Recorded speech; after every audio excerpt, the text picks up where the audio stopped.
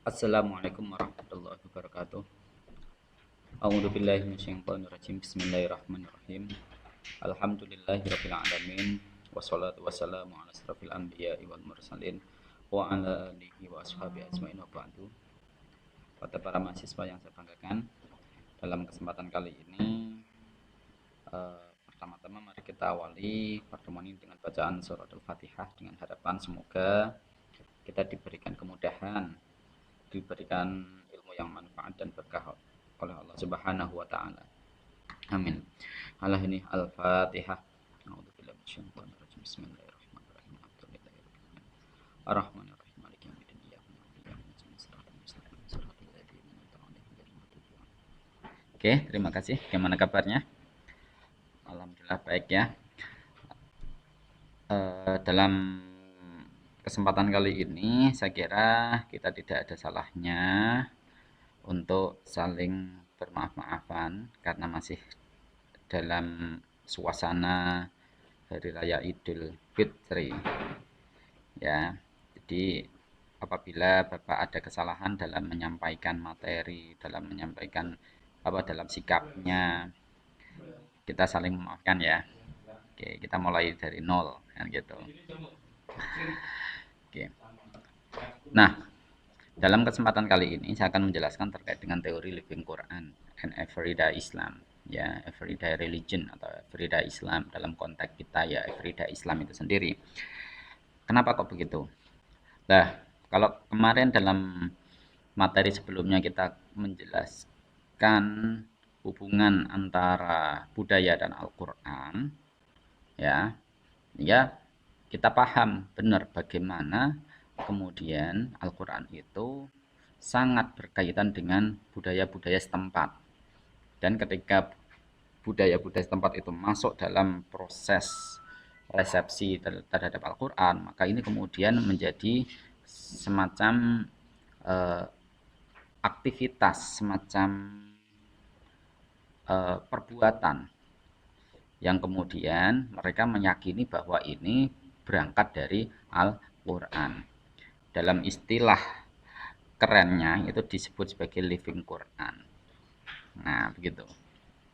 Ya, jadi kita mulai pertemuan ini sampai terakhir nanti kita akan membahas terkait dengan Living Quran.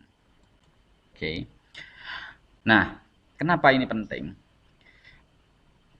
Jadi ketika kalian belajar Al-Quran atau Quranic Studies itu tidak hanya pada persoalan resitasi and understanding of Al-Quran kan gitu. Jadi tidak hanya pada persoalan bagaimana saya membaca Al-Quran, bagaimana saya kemudian memahami Al-Quran, akan tetapi di sini sudah menjadi semacam performasi. Jadi Quran itu sudah dijadikan sebagai dasar untuk melakukan sebuah tindakan, sebuah ritual atau sebuah apalah kan di situ. Jadi ketika kita sudah masuk ke wilayah ini, maka dalam kajian Al-Quran tidak hanya terfokus pada teksnya. Jadi yang kita telaah itu bukan pada teksnya, tetapi bagaimana perilaku masyarakat itu sendiri ketika mereka berinteraksi dengan Al-Quran. Nah, inilah yang kemudian dikembangkan sebagai teori Living Quran. Jadi Living Quran ini mencoba untuk menggeser, need to move the focus from the text to the people. Nah, kan gitu. Jadi yang digeser itu, jadi kita fokusnya tidak pada teksnya, tetapi pada perilaku masyarakat itu, to the people itu tadi.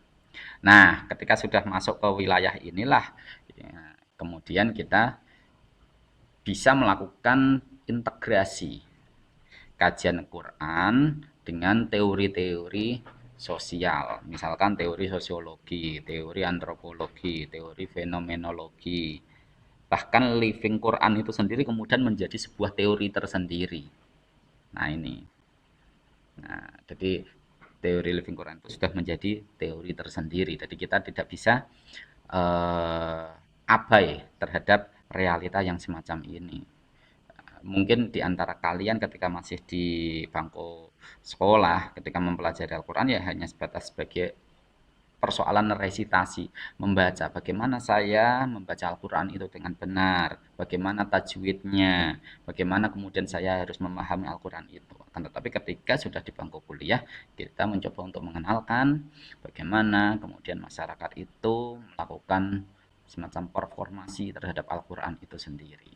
Nah, itu.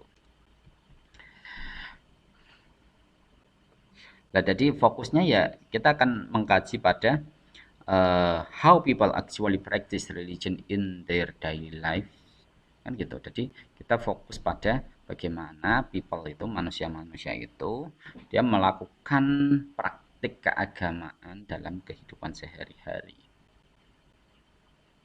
Nah, di situ. Jadi seperti yang dikatakan David Hall itu, dia mengatakan we now take to nothing about religion as a practice and precious little about the everyday thinking and dying of laymen and women. Jadi dia itu mengatakan begini, jadi saya itu sebenarnya tidak tahu persis terkait dengan agama itu sendiri, kecuali kita akan melihat praktik di masyarakat itu sendiri. Jadi mereka, ya, orang-orang yang memang concern dalam studi agama, yang dilihat itu bukan pada agamanya itu sendiri, karena dia tahu secara empirik bagus tidaknya sebuah agama itu bukan pada teksnya, menurut mereka ya. Jadi ini mereka yang fokus dalam studi agama, bukan pada teksnya, karena mereka yakin setiap agama itu tidak ada yang mengajarkan pada keburukan, itu tidak ada, pasti mengajarkan pada kebaikan, kan begitu. Akan tetapi yang menjadi bukti empirik bahwa agama itu memang benar-benar unggul itu pada praktik di masyarakat. Nah, itu. Jadi praktik di masyarakat itulah yang akan diteliti oleh para pengkaji studi agama. Nah, disinilah yang kemudian dalam praktik studi agama kita mengkaji banyak hal, diantaranya kesejarahan dari agama itu sendiri, praktik sosiologinya, praktik antropologinya. Nah, ini ada tokoh-tokohnya ya. Silakan Anda pelajari. Oke. Nah, dalam Living Quran ini, karena ini sudah menjadi bagian dari materi tersendiri, maka tema-tema besar dalam Living Al-Quran ini semakin banyak, sangat banyak. Ya, ini saya sudah kumpulkan beberapa tema-tema yang mungkin bisa Anda kaji dalam studi Living Quran. Jadi fokusnya itu bukan pada teksnya ya, tetapi bagaimana masyarakat itu memperformasi Al-Quran itu dalam perilaku kesehariannya. Contohnya biar Pak, contohnya begini, misalkan Quranic Narrative in Society. Jadi kita akan berbicara narasi Al-Quran di masyarakat. Narasi Al-Quran di masyarakat itu bagaimana yang dinarasikan, kan begitu. Jadi misalkan masyarakat itu menarasikan Al-Quran itu, misalkan narasi yang digunakan dan narasi tradisionalis ya. Jadi mereka akan mengkaji tafsir-tafsir tradisionalis yang kemudian diresapi dan kemudian dipahami, kemudian diamalkan, kan begitu. Nah, itu narasi-narasi Al-Quran yang beredar di masyarakat. Jadi ini lebih umum, ini tidak terlalu spesifik ya. Jadi narasi-narasi Al-Quran di masyarakat itu bagaimana. Terus yang kedua, Quran and names. Jadi Quran dan nama. Jadi terkadang bagian-bagian dari Al-Quran itu kemudian dijadikan sebagai nama. Nama, dan itu diresapi oleh masyarakat. Misalkan saya itu punya tetangga yang namanya Siti Gosiyah. Gosiyah itu apa? Gosiyah itu kan hari apa ya, semacam hari kiamat ya, hancur kalebur. Nah, tapi itu menjadi sebuah nama. Karena apa? Mereka meyakini bahwa ini berangkat dari Al-Quran. Al-Quran itu pasti baik. Mereka nggak tahu, dia mengabaikan makna asli sesungguhnya dari lafal itu. Dia meyakini bahwa setiap kata yang ada dari Al-Quran itu baik. Nah, disinilah yang kemudian dia tabarukan, tafaulan dengan ayat Al-Quran, sekalipun dia tidak tahu persis arti dari itu. Ada lagi namanya itu Mamat Abu Lahab. Mereka nggak tahu. Kenapa? Di dalam surat Al-Quran ada surat Al-Lahab. Jadi meyakini bahwa ayat itu, surat itu surat yang baik. Tapi dia nggak tahu siapa Abu Lahab itu, kan begitu. Kalau kita tahu, kalau mereka tahu mungkin dia nggak akan memakai nama itu. Tetapi nyatanya ada Muhammad Abu Lahab. Muhammad itu kan ya, coro Arab itu kan Muhammad. Ya, Muhammad Abu Lahab. Ini kan bagaimana kok bisa begini? Mungkin bagi kalian yang sudah belajar ilmu tafsir, ilmu Al-Quran, mungkin nggak terima nama ini dipakai sebagai nama. Tapi kenyataannya di masyarakat, masyarakat meyakini. Masyarakat meyakini nama ini itu baik karena apa? Diambil dari Al-Quran. Nah, itu. Jadi ini bagaimana kemudian mereka bisa meresepsi semacam itu. Nah, ini kajian ilmu Quran. Oke. Terus selanjutnya ada Quranic event. Misalkan jadi event-event Al-Qur'an yang berkaitan dengan Al-Qur'an ya. Misalnya kayak peringatan Lailatul Qadar, peringatan Nuzulul Quran, MTQ, siapa lagi dan seterusnya. Itu kan semuanya terkait dengan event-event studi yang berkaitan dengan Al-Qur'an. Mereka meyakini dengan melakukan semacam event ini membuat bahwa Al-Quran itu semakin eksis. Nah, kan begitu, semakin eksis. Oke. Okay. Nah, jadi misalkan kayak MTQ ini menjadi semacam musabaqah tilawatil Quran. Ya. Jadi mereka itu bagaimana kemudian menunjukkan event-event itu sendiri. Terus lagi Quranic jimat. Jadi jimat atau semacam ya jimat lah, kalian sudah tahu sendiri jimat itu bagaimana ya, yang diambilkan dari ayat-ayat Al-Quran. Misalkan ada tulisannya siapa itu Osman Eltam, itu dia menulis tentang drinking the Quran. Jadi ada orang itu kemudian meminum ayat Al-Quran. Misalkan kayak kalau di daerah Kudus itu ada yang namanya Rebo Wekasan. Jadi setiap hari itu, pada Rebo Wekasan itu ada yang menulis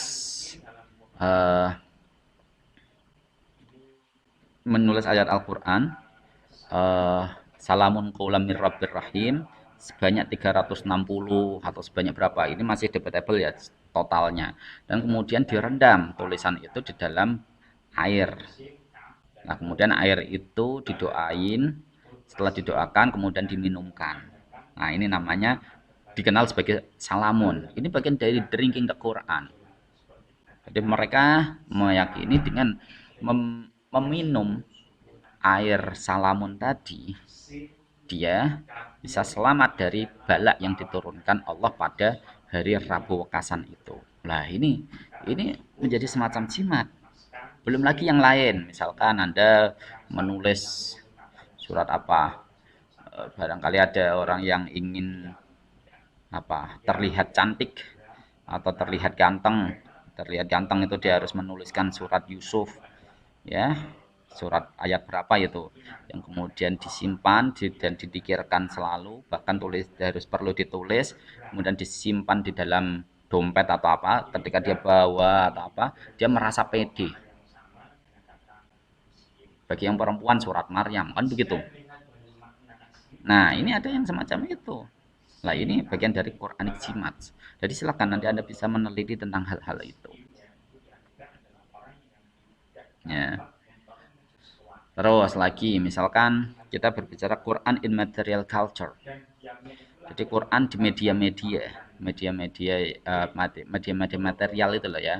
Misalkan ada yang di stiker ya, kan ada ayat-ayat Al-Quran yang ada di stiker itu. Belum lagi yang ada di kaos, ada di poster, ada di meme. Biasanya sering Anda melihat ada baju yang bertuliskan nun wal qalami wa man yasturun. Itu kan biasanya baju-baju bagi mereka yang pecinta kaligrafi ya, begitu. Dan seterusnya. Nah, itu bagaimana kemudian mereka meresapi ayat ini kok kemudian dimasukkan dan bahkan dijadikan sebagai gambaran di dalam bajunya, kan begitu. Nah, itu. Terus lagi fenomena one day one juice, ya, one day one juice, itu kan menjadi sebuah fenomena ya, ketika digerakkan pertama kali oleh Ustadz Yusuf Mansur kan. Bahkan sekarang ketika itu mulai berkembang, setiap hari itu bisa dilakukan, bahkan tidak harus dalam satu forum. Karena apa? Menggunakan sosial media, WhatsApp. Misalkan sekarang itu tahtiman Al-Quran, mukadaman Al-Quran menggunakan media WA. Jadi nanti semuanya ngelis. Daftar, saya juz 1, kalian juz 2, juz 3, dan seterusnya. Nanti kalau sudah dicentang, nanti terakhir didoain. Doa ini secara virtual juga. Nah, ini menjadi sebuah fenomena tersendiri. Ya, belum lagi hearing the Quran, simaan ya, simaan Al-Quran, terutama dalam ritual keagamaan tertentu, misalkan ada khitanan, ada nikahan, ada tahlilan, ngirim ngirim ahli kubur misalkan. Itu ada yang namanya hearing the Quran. Itu kenapa itu kemudian dilakukan dalam setiap event-event keagamaan semacam itu? Apakah memang ini kompatibel terhadap seluruh kegiatan itu, atau ini memang ada resepsi khusus dari masyarakat penggunanya itu?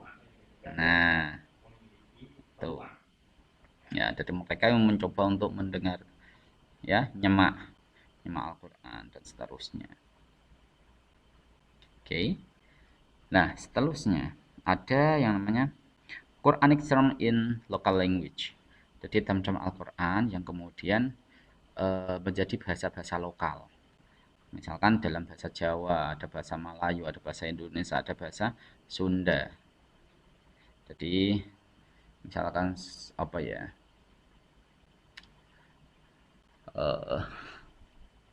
Surat Yasin kemudian dikenal oleh orang Jawa itu menjadi Yasinan. Terus apa lagi ya? Misalkan jadi ayat-ayat Al-Quran yang kemudian dikenal menggunakan bahasa-bahasa lokal lah, intinya begitu. Ada Yasinan, ada Waqiahan, ada apalagi kan begitu. Nah, itu banyak lah di situ. Ya, jadi nanti Anda bisa. Terus apa ya? Saya kemarin tuh sempat melihat, tapi kok saya lupa ya. Jadi itu diambil dari ayat Al-Quran. Aduh, maaf, Mas. Lupa malah. Jadi itu kemudian dia ambil dari Al-Quran. Nah, itulah kira-kira. Nanti kalau memang saya ingat, nanti saya share di grup aja lah ya. Oke. Terus everyday tajwid. Misalkan imam membaca surat-suratan di dalam sholat. Nah, dalam sholat. Ya, misalkan kenapa ketika sholat itu seorang imam suka membaca surat ini misalkan. Contoh konkretnya begini. Surat Al-Qadar, Inna anjalnahu fi lailatul qadar, itu akan laris ketika masuk di bulan Ramadan. Jadi seluruh imam yang kalau dalam bulan lain yang lain itu paling dia membaca surat Al-Kafirun atau surat Al-Ikhlas misalkan, tetapi ketika masuk bulan Ramadan dia kemudian membaca surat Al-Qadar. Tidak hanya pada sholat tarawih, tetapi dia juga membaca dalam sholat-sholat yang lain. Kenapa ini? Jadi fenomena larisnya surat Al-Qadar itu hanya di bulan Ramadan. Why? Nah, ini kan bisa menjadinya. Dan bahkan tajwidnya itu di situ bagaimana? Kan begitu. Belum lagi recite in the Quran, sertain ayat, surat, dan seterusnya itu. Ya. Jadi pembacaan Al-Quran di masyarakat itu bagaimana? Itu kan perlu diteliti ya. Terus lagi Quran for the people with disability. Misalkan di Yayasan Yakat Tunis in Yogyakarta. Jadi Yayasan Yakat Tunis ini dia itu memang memfasilitasi para disabel, mereka yang punya kemampuan lain lah ya, itu untuk menghafalkan Al-Quran. Dia menyediakan Al-Quran Braille, tapi kebetulan mereka sukses semuanya. Bagaimana ini? Nah, ini juga bisa diteliti. Jadi bagaimana mereka itu kemudian mengenalkan Al-Quran kepada para disabel tadi. Itu belum lagi lokal kiroat. lokal kiroat, misalkan kayak lagam Jawa. Ya, ini sempat viral yang dulu ketika siapa Ustadz Yasser Arafat diminta untuk ngaji di istana dan kebetulan menggunakan lagam Jawa. Wah, itu sempat viral itu. Wah, akhirnya dalil muncul semua itu. Iqra'ul Quran bil khunil Arab dan seterusnya, itu yang sering muncul itu. Bacalah Al-Quran dengan menggunakan lagam Arab. Ya, ya, karena Al-Quran itu harus berhadapan dengan tradisi lokal, maka mau tidak mau dia harus tetap berinteraksi dengan tradisi lokal itu sendiri, termasuk pada persoalan langgam. Ya, termasuk pada persoalan langgam. Ya, misalkan mbah-mbah tua itu mau Al-Quran kepiye? Apakah menggunakan langgam Arab seperti Misyari Rasid atau Al-Qamidi, atau memang menggunakan bahasanya dia sendiri, lagunya dia sendiri. A'udzubillahi minasyaitonirrajim. Bismillahirrahmanirrahim. Kan seperti itu ya, biasa ya. Atau aku masalah ya urung pada tua ada tidak ngerti ya caranya. Seperti begitulah. Kalau yang sempat viral kan dia menggunakan lagam model pangkor ya. Yang begini kira-kira. Bismillahirrahmanirrahim. Alhamdulillahi rabbil alamin. Nah, itu dulu sempat viral itu lagam Jawa yang semacam ini. Tapi ini menjadi sebuah resepsi tersendiri bagi masyarakat yang hidup di Jawa. Nah, belum lagi yang di lokal yang lain lah misalkan. Lah inilah lokal kiroat. Terus lagi everyday translation of the Quran in public speaking in Islamic public speaking. Jadi bagaimana ayat Al-Quran itu kemudian diterjemahkan dalam forum-forum kajian agama, misalkan kayak pengajian, khutbah, kultum. Nah, itu biasanya muncul kan begitu. Nah, itu bisa dijadikan sebuah kajian. Belum lagi Quran for the poor mother. Jadi Quran gini, kan ada orang yang meyakini bahwa Quran itu disamakan dengan seorang ibu. Ada. Jadi Quran amah itu Quran yang sudah rusak, itu harus tetap dihormati. Layaknya seorang ibu. Kan begitu, harus tetap dihormati, nggak boleh kemudian ada Quran jatuh. Padahal itu dia sudah sobek-sobek lah, sudah dimakan rayap atau apa, tetap harus dihormati. Kan begitu. Nah, jadi ini kemudian mereka itu kemudian meresapinya tersendiri. Bahkan kalau memang lah mending daripada kita nggak bisa jaga, dibakar saja kan begitu, diobong akhirnya. Nah kan begitu. Nah ini bagian dari bagaimana Quran itu kemudian diresapi oleh masyarakat sendiri. Belum lagi Quran di media. Quran di media misalkan Quran di studitafsir.com atau Quran di tanjil.net atau Quran di mana. Itu mereka itu meresepsi Al-Quran itu berbeda-beda caranya. Ya. Bahkan kemarin ketika Al-Quran di sosial media itu resepsi masyarakat ya, sosial media ini langsung kasusnya misalkan kayak surat Al-Maidah 51 yang sempat saat itu viral. Jadi tafsir surat Al-Maidah 51 itu sangat laris ketika Ahok tersandung kasus pelecehan yang menurut mereka dianggap sebagai pelecehan agama kan begitu. Nah, ini. Nah, itu kemudian tafsir-tafsirannya itu beredar di sosial media. Jadi kubu yang meyakini bahwa ayat Al-Maidah 51 ini apa ya, mendukung untuk tidak dipimpin oleh seorang muslim. Itu dia akan menampilkan seperti ini. Wah, tafsirannya didukung. Wes pokoknya piye carane. Nah, sementara ya orang yang lain, misalkan orang yang tidak mendukung bahwa Al-Maidah itu tidak hanya untuk pemimpin non muslim kan begitu. Nah, mereka juga menggunakan tafsir yang sama. Wah, ini kemudian mereka saling meresapi, bahkan kemudian dia melakukan sebuah aksi kan begitu. Nah, itu belum lagi misalkan Quran dalam sebuah semacam gerakan. Nah, ini kebetulan saya pernah menulis tentang ideologisasi tafsir di kalangan Islamis perempuan Bangladesh. Itu Al-Quran itu memang sengaja ditafsirkan secara politis, di mana tafsirannya itu digunakan untuk menumbuhkan semangat perjuangan di kalangan sekelompok Islamis perempuan. Nah, dan sebetulnya saat itu saya reviewnya di Bangladesh, namanya Biksa. Biksa itu nek cara mungkin ya misal dari NU itu ada Fatayat. Kalau dari Muhammadiyah kan ada Nasihatul Aisyah itu ya. Nah, jadi sekelompok pemuda perempuan itu kemudian ada pengajian Al-Quran yang artinya Al-Quran ini untuk mendoktrinasi, memupuk loyalitas kader. Nah, ini yang kemudian saya sebut sebagai ideologisasi tafsir. Nah, ini memang nyata. Ternyata Al-Quran digunakan untuk itu. Nah, inilah living Quran.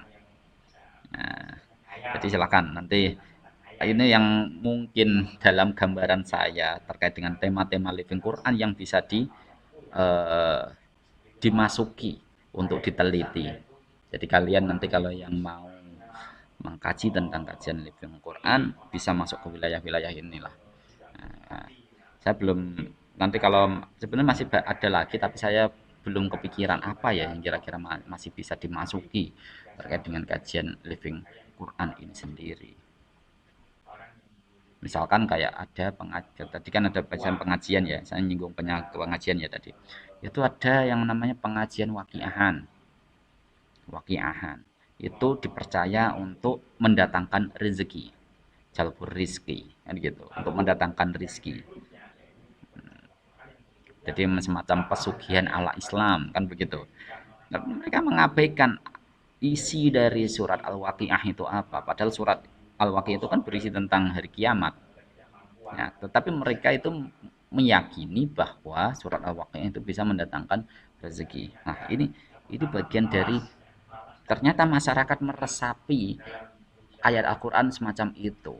Jadi kita kalau kalian berbicara pada teksnya, kan rak nyambung blas no. Sama sekali tidak nyambung. Tapi realitanya semacam itu. Nah, inilah. Jadi Living Quran itu fokusnya pada performasi di masyarakat. Bagaimana masyarakat itu melakukan tindakan, melakukan semacam ritual yang menurut mereka ini bagian dari pengejawantahan Al-Quran itu sendiri. Nah, ini teori Living Quran. Oke, saya punya banyak judul ya. Ini di antara judul-judulnya. Kalau mau PDF-nya saya banyak, ini PDF-nya. Ya, PDF-nya. Saya juga punya yang lain ini PDF-PDF-nya. Ini tentang politik ya. Terus ini tentang apa ini? Rantai dan apel di Gayo, di masyarakat Gayo. Ini banyaklah, ini Osama bin Laden, Quran anti jihad. Jadi ini politisasi Al-Quran dalam jihad ya. Ini hoax, ini reading the Quran sama politiknya juga ini. Osman Elton lah ini the meaning of drinking the Quran. Tapi kasusnya dia ini bukan pada kasus apa tadi eh, Banyu Salamun, bukan, kasusnya yang lain. Karena ada Al-Quran yang kemudian dibakar, kemudian abunya dicelupkan, dicampurkan dengan air minum, dan kemudian diminum, kan begitu. Nah, itulah banyak sekali. Jadi sebenarnya teori kajian-kajian Living Quran ini sudah beredar di masyarakat. Silakan nanti kalian bisa kaji itu semuanya. Oke, itulah yang kira-kira dapat saya sampaikan terkait dengan teori Living Quran. Insya Allah kita pekan depan kita akan berbicara Living Quran secara kasuistik. Kalau ini kan lebih ke secara global, ya, secara global. Sehingga nanti kita akan tahu metodologi yang mereka gunakan itu beda-beda. Ada yang menggunakan pendekatan antropologi, ada yang menggunakan pendekatan sosiologi, bahkan ada yang menggunakan pendekatan apa itu jenenge social movement, gerakan sosial, ada yang menggunakan gerakan fenomenologi. Nah, teorinya beda-beda. Jadi ini yang dalam kajian Living Quran metodologinya memang sangat beragam. Jadi saya sekalipun materi ini kita akan berbicara metodologi, namun saya tidak bisa menyinggung metodologi secara spesifik. Secara gambar umumnya kita akan berbicara bagaimana performasi Al-Quran di masyarakat. Oke, itu yang dapat saya sampaikan. Kurang lebihnya saya mohon maaf yang besar-besarnya. Nanti kita bisa lanjutkan dalam diskusi di WA Group. Mari kita akhiri dengan bacaan hamdalah bersama. Alhamdulillahirabbil alamin. Akhirul kalam. Wassalamualaikum warahmatullahi wabarakatuh.